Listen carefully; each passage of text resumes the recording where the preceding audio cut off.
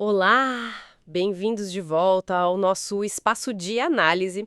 Hoje a gente vai mergulhar num assunto, olha, essencial para quem lida com o ar-condicionado inverter, os circuitos de comunicação. Aquela ligação entre a unidade interna e a externa, sabe? Exatamente. É tipo o sistema nervoso do aparelho. É ele que permite que as duas partes conversem, troquem informações cruciais para o funcionamento direitinho, né? E quando essa conversa falha, Aí geralmente aparece aquele código de erro chato, tipo o E1. Muita gente já viu ele piscar. imagino, parece até DR de casal, né? Se não tem diálogo, a coisa complica. É uma boa analogia. Funciona mais ou menos por aí mesmo. Então, bora desvendar como isso funciona. Vamos focar em exemplos tipo da Gree e da Hisense, mas lembrando que, bom, os princípios podem mudar um pouco, né? Isso. O básico é uma troca de sinais. A unidade interna, que geralmente é a mestre, manda um comando e ela fica esperando uma resposta da externa, a escrava, num tempo limite. Algo como, sei lá, 500 milissegundos. Meio segundo? Rápido? Bem rápido. E se essa resposta não vem, ou vem errada, depois de algumas tentativas, talvez uns 2 minutos tentando, Aí o sistema desiste e sinaliza o erro, falha de comunicação. O E1, muitas vezes. e quem faz essa ponte? Ouvi falar dos optoacopladores. São eles os mensageiros? Eles mesmos, peças fundamentais. Pensa neles como porteiros seguros entre as placas. Tem os de envio, tipo RC1 na interna, PC1 na externa, e os de recebimento, RC2 na interna, PC2 na externa. E qual a mágica aí? Do transistor. Isso significa que não tem conexão elétrica direta entre as placas naquele ponto. Protege contra surtos, diferenças de potencial, deixa tudo mais seguro e robusto, sabe? Ah, entendi. Tipo uma barreira de luz para proteger? Legal. E para o técnico, na prática, como ele checa se essa comunicação está rolando? Bom, um teste clássico é medir a tensão DC nos terminais de comunicação. Geralmente são marcados como S, N ou às vezes 2 e 3. E o que ele espera encontrar lá? Um valor específico? Aí que está o pulo do gato. Não é um valor fixo, tipo 12 volts, 5 volts. E também não pode ser zero, claro. O sinal de comunicação é pulsante. Então o multímetro tem que mostrar uma tensão flutuante, variando o tempo todo. Algumas referências falam, assim, de forma geral, numa flutuação entre 0 e 50 volts DC. Mas isso é só um exemplo amplo. Pá, então não dá para decorar um número e pronto. De jeito nenhum.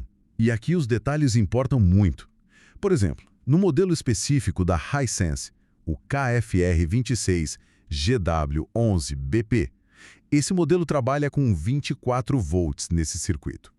A medição real, lá no secundário do optoacoplador de envio, mostrou a tensão pulando entre 0 e uns 18 volts. Bem diferente dos 50 volts do exemplo geral. Exato. Já em muitos aparelhos da Gree, é comum achar na unidade externa uma fonte separada, só para comunicação, gerando uns 56 volts DC para alimentar esse circuito. Nossa, mais que o dobro. Pois é. O importante não é decorar 18 volts ou 56 volts, mas entender que cada fabricante tem seu projeto, sua assinatura elétrica. Medir valores diferentes entre marcas não quer dizer automaticamente que tem defeito. Existem até outros jeitos de comunicar, tipo onda portadora pela rede elétrica, mas os optoacopladores são, assim, muito comuns hoje em dia. Entendido. A variação é a norma. Mas olha, agora vem a parte que eu achei mais interessante.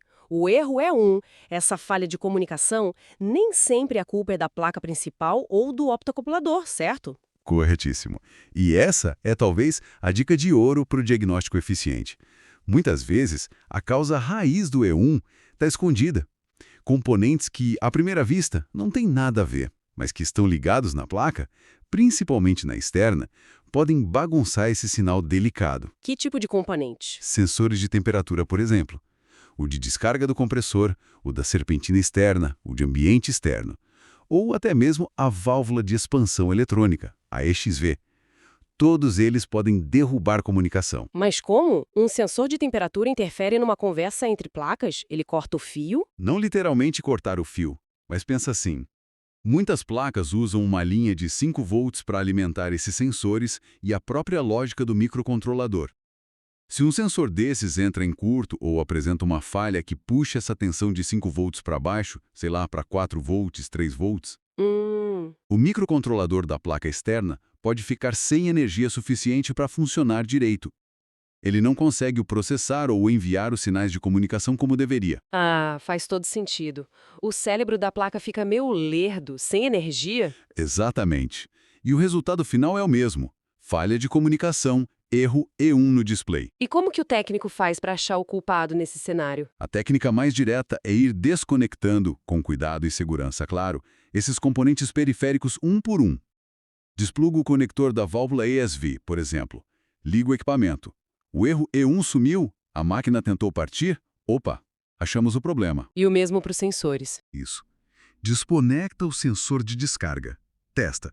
Depois, o de serpentina. Testa. É um método de eliminação. Muitas vezes evita trocar uma placa boa, né? Nossa, essa dica de ir desconectando parece uma mão na roda mesmo. Economiza tempo e peça. E por falar em ajuda, pessoal, se essa análise está clareando as ideias aí, que tal dar aquela força pra gente? Deixa o like, se inscreve no canal, ativa o sininho para não perder nada e conta pra gente nos comentários. Já pegou um E1 causado por um sensor? Ou pela ISV? Quais outras dúvidas ou temas vocês gostariam de ver por aqui? Bom, para a gente ir fechando o raciocínio de hoje, a comunicação inverter é esse diálogo elétrico complexo, né? Com peças-chave como os optoacopladores garantindo a segurança.